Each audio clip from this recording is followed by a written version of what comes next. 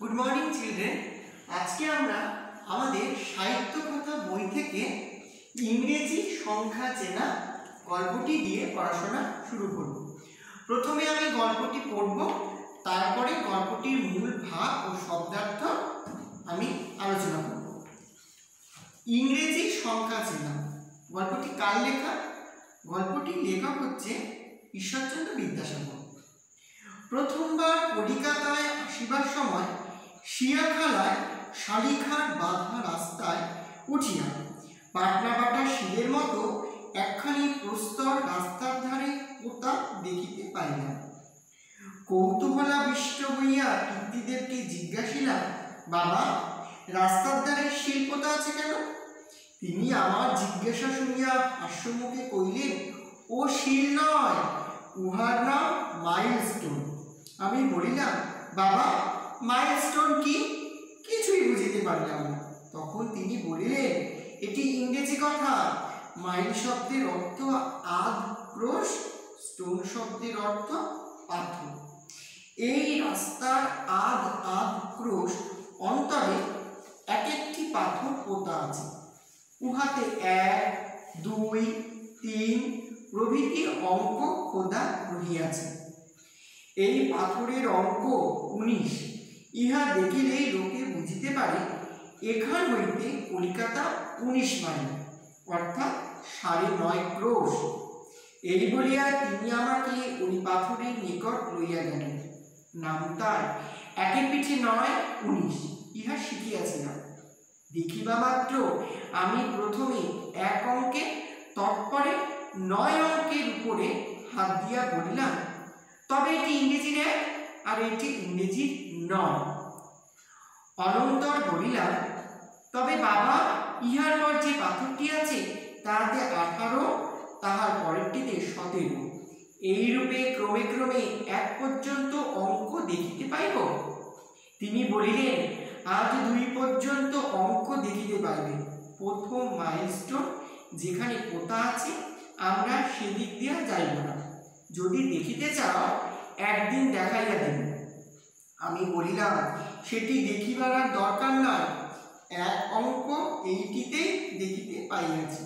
বাবা, আজ পথে যাইতে যাইতে আমি ইংরেজি অঙ্কগুলি চিনিয়া ফেলিব।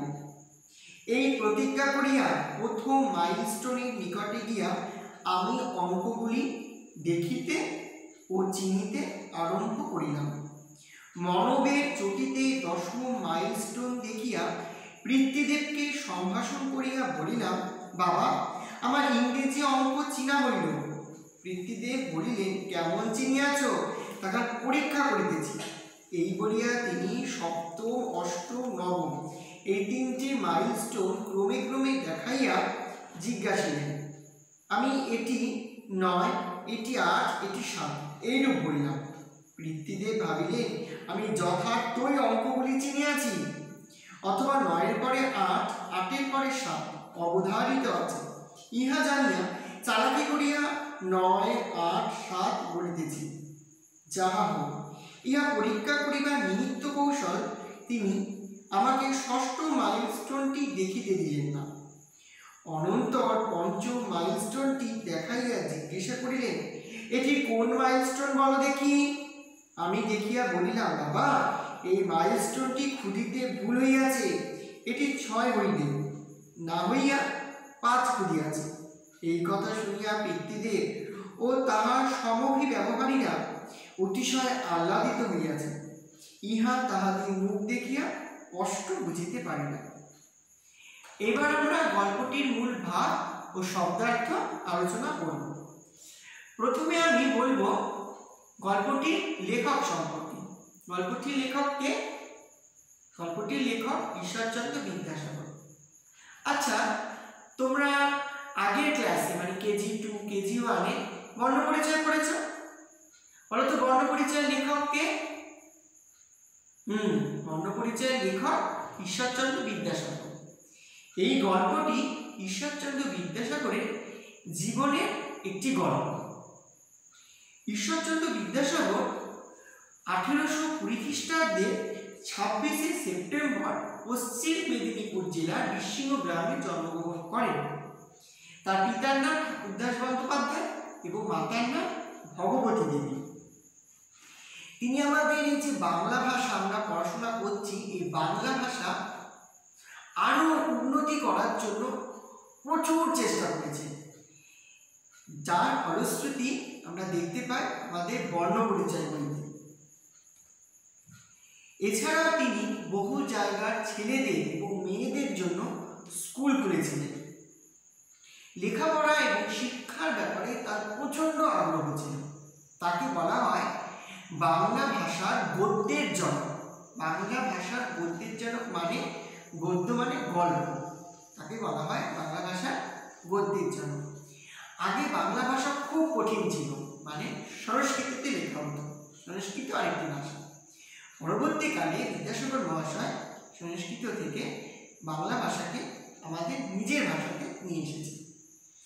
এবার আমরা জানবো গল্পটির উৎস কোথায়। গল্পটির উৎস হচ্ছে ঈশ্বরচন্দ্র বিদ্যাসাগরের আত্মচরিত নামক একটা গ্রন্থ থেকে। আত্মচরিত মানে কি? যেটা বিদ্যাসাগর নিজেই লিখেছে, সেখান থেকে এই গল্পটি নেওয়া হয়েছে। এবার এই গল্প থেকে আমরা কিছু নতুন শব্দ শিখেছি। কি কি? প্রস্তর। প্রস্তর মানে কি? পাথর। তোমরা নিশ্চয়ই রাস্তায় পাথর দেখেছ, সেটাকে বলছে প্রস্তর। আর কি শিখেছি আমরা? কৌতূহলাবিষ্ট মানে এটা সন্ধিবদ্ধ পদ। আমরা পরে ব্যাকরণে সন্ধি পড়ব। সন্ধি মানে দুটো শব্দের যোগ। কৌতূহল যুক্ত আবিষ্ট মানে হচ্ছে অত্যন্ত উৎসুক, মানে খুব উৎসাহ। তোমাদের যেমন গল্পটা পড়ার এখন খুব উৎসাহ হচ্ছে, এমনকি নতুন বই পেলে প্রত্যেকের ইচ্ছা করে বইটা খুলে দেখি তাড়াতাড়ি, সেটাকেই বলছে অত্যন্ত উৎসুক। এছাড়া কি পেয়েছি? পিতৃদেব। পিতৃদেব মানে কি? পিতৃদেব মানে হচ্ছে পিতা। তারপরে কি পেয়েছি আমরা? মাইলস্টোন। মাইল মানে আক্রোশ, আর স্টোন মানে পাথর। তারপরে পেয়েছি আমরা কি? তৎপরে। তৎপরে কথার অর্থ হচ্ছে তারপরে। অন্তরে। অন্তরে মানে হচ্ছে মনে। চটিতে। চটিতে মানে এই যে বিদ্যাসাগর মহাশয় যখন তার বাবার সাথে যাচ্ছে, কোথা থেকে? পশ্চিম মেদিনীপুর থেকে কলকাতায় আসছে, এই সময় কিছু কিছু জায়গায় ওরা বিশ্রাম নিয়েছিল। যে সমস্ত জায়গায় বিশ্রাম নিয়েছিল, মানে পথ চলতে চলতে বিশ্রাম নেবে একটা জায়গায়, সেই পথ চলতি বিশ্রাম স্থানকে বলছে চটি। ঠিক আছে? তারপরে আমরা কি দেখছি? অঙ্কগুলি। অঙ্ক মানে তোমরা অঙ্ক কষো, সেই অঙ্ক না, কিন্তু অঙ্ক মানে সংখ্যা। কি সংখ্যা? এই ধরো 1, এটা হচ্ছে বাংলাতে 1 লিখলাম, ইংলিশে 1, এইটাকে বলছে অঙ্কগুলি। ঠিক আছে? এবার হচ্ছে সম্ভাষণ। সম্ভাষণ মানে হচ্ছে সম্মান দেখিয়ে কিছু বলা। যেমন তোমরা আমাকে আপনি বলো স্যার, গুড মর্নিং স্যার, এটা আমাকে সম্মান জানাও, সেটাকে বলছে সম্ভাষণ। তারপরে কি আছে? অবধারিত। অবধারিত মানে নিশ্চিত, মানে আমি নিশ্চিত এই গল্পটা তোমাদের পড়াবোই, এটা তোমাদের পরীক্ষাতে থাকবে, এটা হচ্ছে অবধারিত। তারপরে কি আছে? সমভিব্যবহারী। সমভিব্যবহারী মানে হচ্ছে বিদ্যাসাগর মহাশয় তার বাবার সাথে পশ্চিম মেদিনীপুর থেকে কোথায় আসছিলেন? কলকাতায় আসছিলেন। তার সঙ্গে অনেক সঙ্গী সাথীরা ছিল। এই যে অনেক লোকজন এবং সঙ্গী সাথীরা, এদের একত্রে মানে একসঙ্গে বলছে সমভিব্যবহারী। এইবার আমরা এই গল্পের মূল ভাবটা বুঝে নেব। এই যে রচনাটা, এটা বিদ্যাসাগর মহাশয় ছেলেবেলা মানে ছোটবেলার জীবনের একটি ঘটনার বিবরণ। ছেলেবেলা থেকে বিদ্যাসাগর মহাশয় অসাধারণ স্মৃতিশক্তির অধিকারী ছিলেন। অসাধারণ স্মৃতিশক্তি মানে যেটা সাধারণ নয়, অত্যন্ত উপরে স্মৃতিশক্তি, মানে তার বুদ্ধি খুব প্রখর ছিল। কোনো জিনিস একবার দেখলে বা শুনলে তিনি চট করে মনে রাখতে পারতেন, মানে ভুলতো না। এই প্রমাণ পাওয়া গেছিল তিনি, মানে বিদ্যাসাগর মহাশয় একবার যা দেখতেন তা ভুলতেন না। যেমন তিনি যখন পশ্চিম মেদিনীপুর থেকে কলকাতায় আসছিলেন তার বাবার সঙ্গে, তখন পথের ধারে এই মাইলস্টোনগুলি দেখে উনি অঙ্ক শিখেছিলেন। যেমন 1 2 3 4।